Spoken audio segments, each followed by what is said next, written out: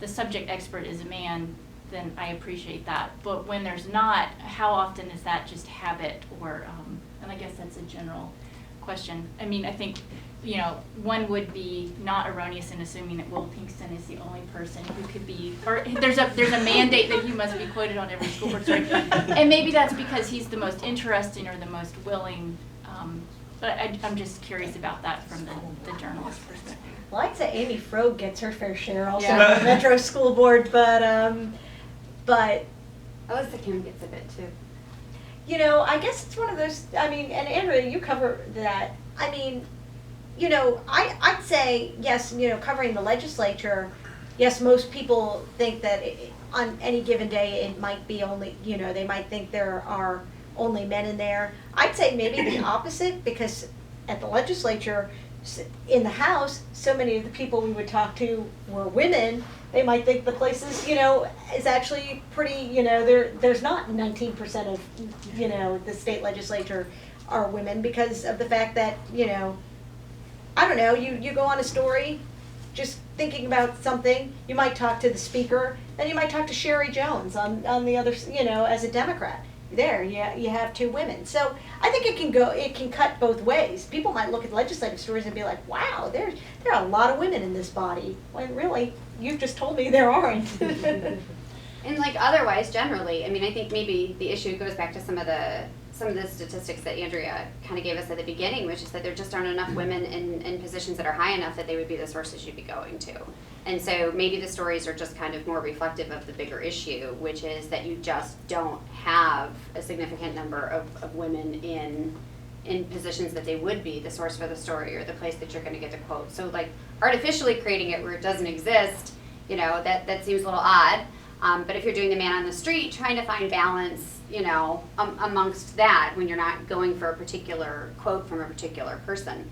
The fact that, you know, you can have so many people that are the head of this and the PIO for this and this, that, and the other, and they are men. I mean, I don't know what you're supposed to do with that. So my bigger question is, why are they all men? Right? I mean, I think it kind of goes back to that. Like, do we not push hard enough? Are the women not pushing up hard enough? You know, have we not fostered that? Or do the women just not want those jobs? And are there reasons why women, you know, don't want those particular jobs? I think it's a bigger problem than the media. Well, Andrea, I just want to bring up, because we were talking about something we were going to do with Nashville Post. And I recently was saddened by a conversation I had. You have WIN, Women in Numbers, you have the Women's Political Collaborative, and then you have Megan Barry's new PAC. And someone from one of the other organizations was saying something against the WTF, and I just thought, you know what, and this was a woman.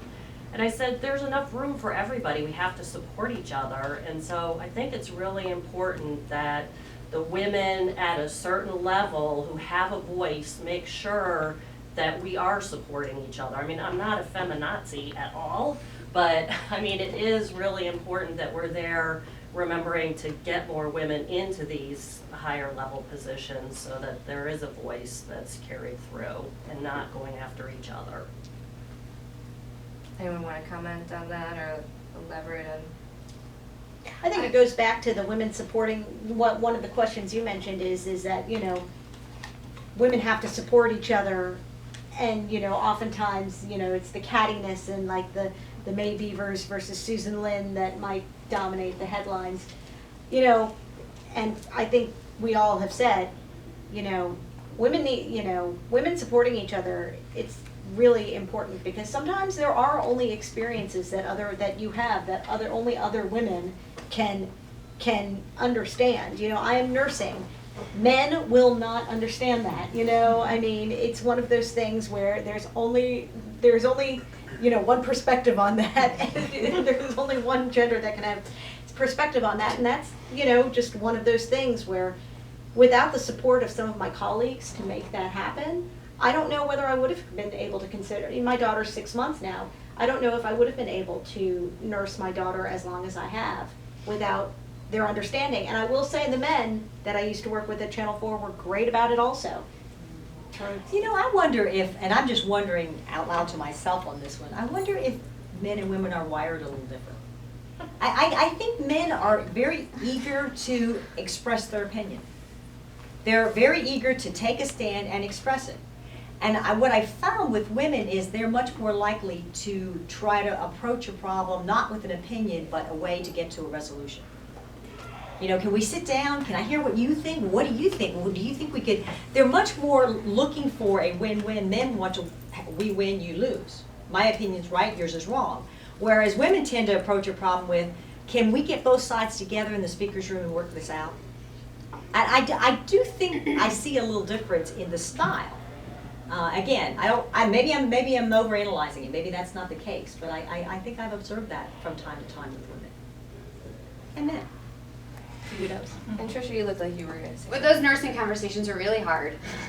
I mean, you know, it's really hard to kind of come back from maternity leave, you know, whether it be the first time, the second, or the third, and, you know, be like, okay, here I am, and, you know, these are the issues that I have to deal with. And, you know, if you're pumping at work, I mean, you're generally pumping every 2 hours or 3 hours, and, you know, it can take a half an hour, and then you've got this thing, and it's loud, and you can't do it in front of people, and you got to have a fridge, and, you know, you can't always do it, and, you know, a bathroom, because who really wants to nurse in a bathroom, right? I mean, and I chose not to nurse past 6 weeks with any of my kids, which is probably way more information than any of you want. But there's mommy wars kind of even within that, and, you know, making sure that we're kind of all there for each other, you know, regardless of where you are on the political spectrum, if you're both fighting for the same job or, you know, whatever it is, to be able to say, I have this is what I need. Oh my gosh, yes, I've totally been there. Make sure you've got this, and, you know, we'll set aside time, I think is really important. And to let your male colleagues know about that. Because a lot of times it's not ill will, it's not that, you know, the men are being hateful.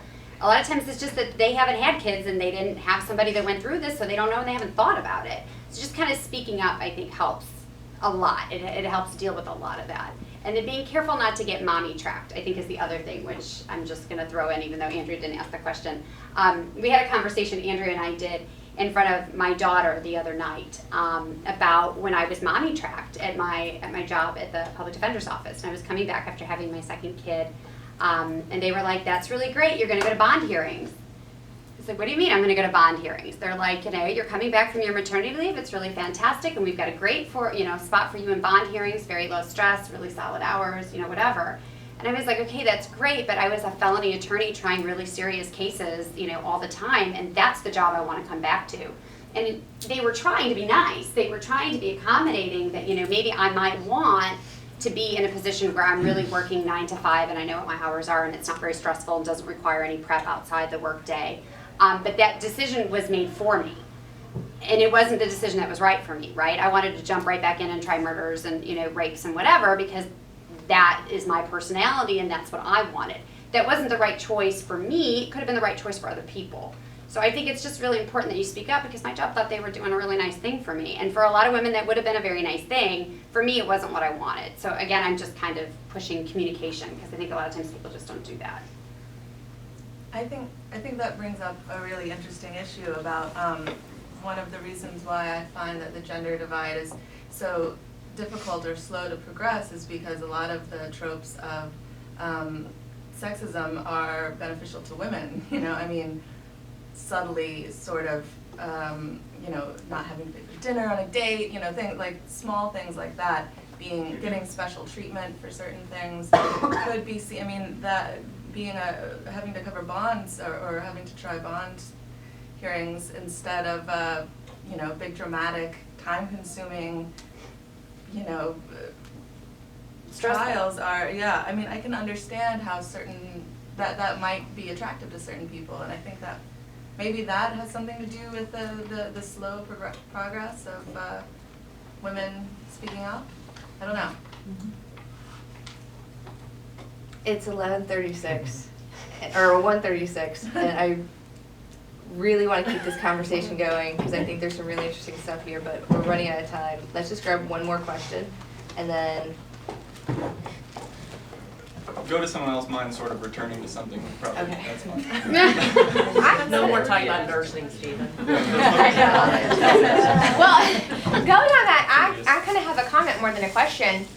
Just being here today, I feel so encouraged by all this women empowerment. I have a 2-year-old, and my husband and I are kind of getting used to balancing all of that with me being back in school. And I'm going to graduate in the spring, and all I ever hear, even from family, is like, "What are you going to do about Gage? What are you going to do? How are you going to do it?" And so just to hear, like, you know what, you just have to remember to communicate, is already making me feel so much better, because I feel like that's all I hear is, how are you going to do that? Well, what if you have to be here at this time? Well, you know, you're going to miss this. And I just feel like it goes even to more, not even just communicating, but like you were saying, how you wanted to get back into what you love and not so much be mommy tracked. I feel like I have to do what I love, and that is going to help me be a better parent.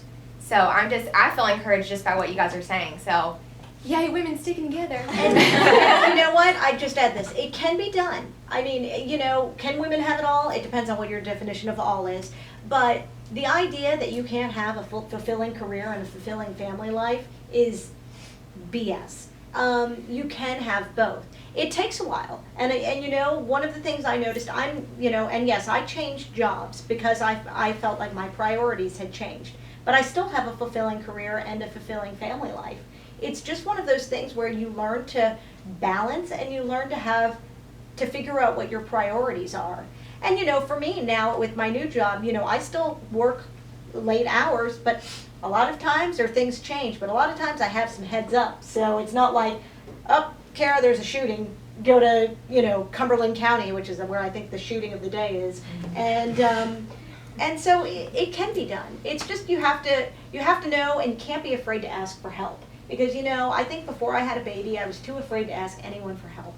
And once I had a baby and went back to work, without a lot of people's help, there's no way I would have made it work. What is something that you would tell your 20-something-year-old self that you as successful professionals have learned now that you wish you knew then? Don't stress out so much.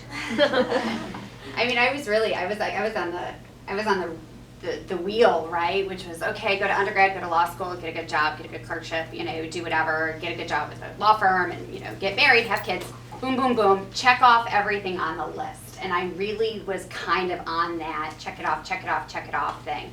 It doesn't really matter. You're going to get there when you're going to get there. The world is going to work out in a way that it's going to. And I would say to